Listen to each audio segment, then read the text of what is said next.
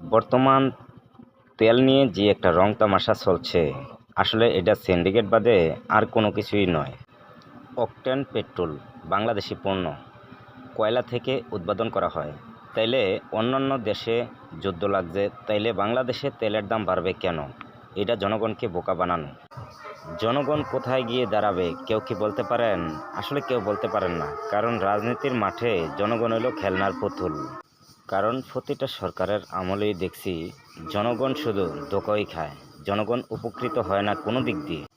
প্রতিটা সরকারের কাছে জনগণ ধোঁকার পাত্র, কারণ প্রতিটা সরকার যে কোনোভাবে কোনো না কোনোভাবে জনগণকে ধোঁকা দিয়েই যায়। মনে রাখবেন, এত রং তামাশা না করে দেশটা বিক্রি করে দিলে হয়তো আরও ভালো, জনগণ আর ভোগান্তি দেখতে হবে না। কারণ এই যে তেল নিয়ে এত রং তামাশা চলছে, আসলে এই পেট্রোল আর অকটেন কোন জায়গা থেকে উৎপাদন করা হয় এটা সবাই কম বেশ জানেন। তো বিশেষ করে জনগণকে নিয়ে রং তামাশা বাদে এটা ভালো কিছু নয়। জনগণকে নিয়ে রং তামাশা করা বন্ধ করুন, দেশ নিয়ে ভাবুন, দেশের জনগণকে নিয়ে ভাবুন। তেল নিয়ে সিন্ডিকেট অতি দ্রুত বন্ধ করুন।